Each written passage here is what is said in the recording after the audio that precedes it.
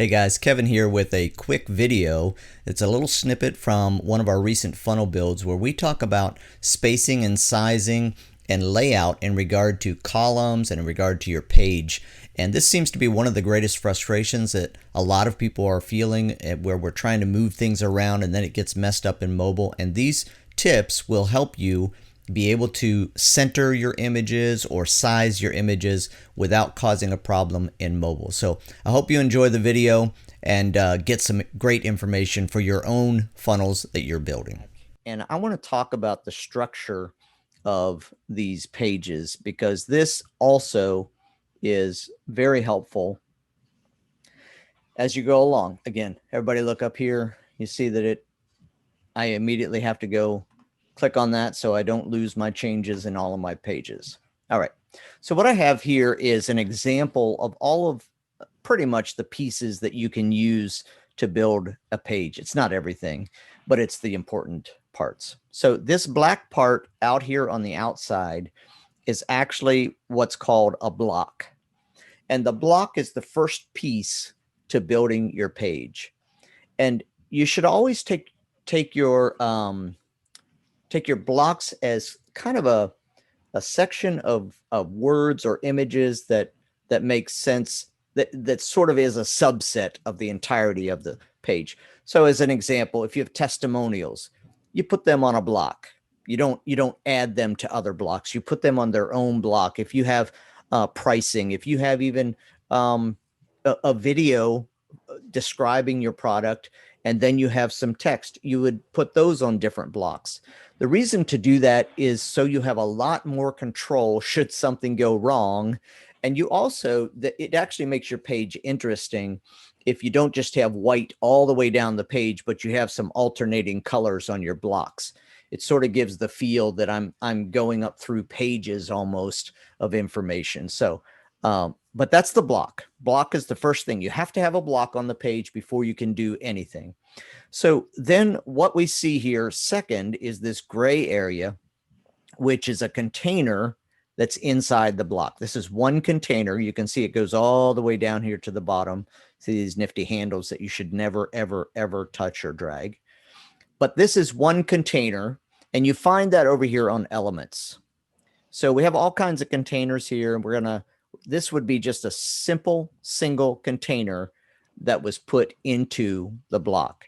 And a container is what it says it is. It's put there to contain elements, contain stuff, right? And so after we see that container, a container can contain everything else that you can put up here. So if you look at this, you see that first of all, this container that's gray, it has a container inside of itself, right? So this is a gray container with a green container inside of it. And by the way, just for interest, this text would be text. Oh, let me see here. The text container. Okay, the text is actually the same size as the container because I put spacing around it. All right, so not going to complicate that. I'm going to go down here to the next one. This is a container. Okay, this yellow is what's called a 2x2, a 2-column container. So let's go over and look at that. And here's what's important. When you want to put things side by side, you want to put, like we just saw, an image on the right side and text on the left side. You have to use these columns. And so you can use them in a lot of creative ways, but you have to, if you want to do side by side, this is how you do it. So this would be over here under elements. This is a 2-column container. And so what I did is I drug that over and stuck it in there. Then I put space around it and created some things with it. So that is a 2-column container. Now, what I want to, oh, nice. Let me get the layout and delete it. Okay, so now I want to show you this. Basically what we have here is a 3-column container. So this is column 1. This green area is column 1. These pink areas, I guess they're pink. I don't know. I'm colorblind for anybody, any of you that are just meeting me. So these 2 columns are 2 and 3. But what I wanted to show you is I took then a 2-column container and put it inside of the first column of this 3-column container. And, you might want to have a small picture and, 2 small pictures side by side, but then text and text. This is where you can really get creative at breaking up your page so you can put little pieces side by side. And I think it's hard to remember this when you start working at it. And if you spend too much time trying to get text to sit here and then sit here and then sit here, what's going to happen is you're going to get it to look really nice in desktop. But when you go to mobile, because you finagled, I think that may be just a Virginia term. I don't know. But you finagled it to make it work. You come over here, it's not going to do this. And this is why columns are important. Groove will take your columns and automatically put them one on top of the other. And so you can build everything over here as long as you use columns. When you come over here, you'll see them right on top of each other. Now, you might notice they're right against each other. Okay, so the way to fix that is not to just change it on mobile. You actually go over here to desktop, and what we need, if you think about it, okay, what do we need? We need space under the green area, right?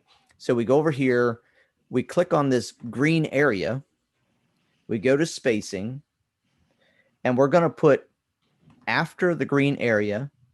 And to make this even, because you don't just want to put it on one, remember they're all going to come over there. So what I do is I put it on the top and the bottom, and I'm just going to go ahead and put a bunch in there so you can see, but you can see how it created that space there.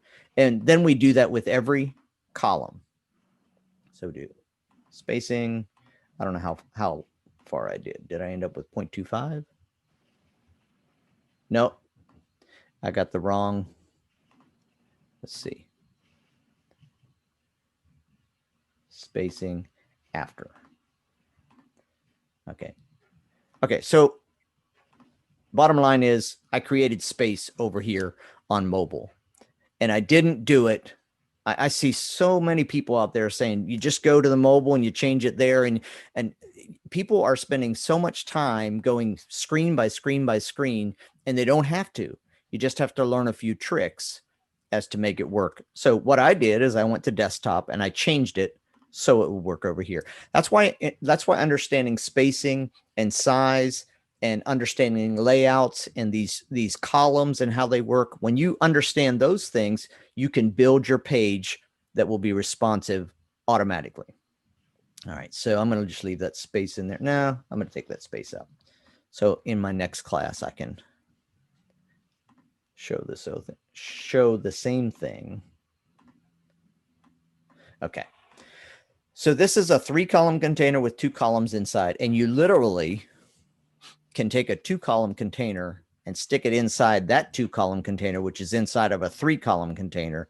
And you can get, you see how I just created 2 columns inside this 2 columns inside the 3 columns. So there's a lot of flexibility you can create doing that. Hey, I hope that was helpful, and you can get more tips, more tutorials here on the Groove Tutorials YouTube channel, and you can also get more information in the G4G community. I want to invite you to get free access today. You can just sign up, no credit card, nothing required, and you begin to be able to see some tips. You get glimpses of the courses that are available, and you get to just look around, and it's free. It doesn't cost you a thing. So click on the link below and you can join the G4G membership for free today. And if you really want to go into it more, you can get your monthly subscription. It's only $29 a month, and you get access to everything, including the private Facebook group, including live Q&As every week, including more courses that are going to be coming within the G4G membership. So check it out below. At least get the free membership, and look forward to seeing you and helping you more and more as you build your great business. You're building a great business, and you deserve to thrive, and Groove can help you do it.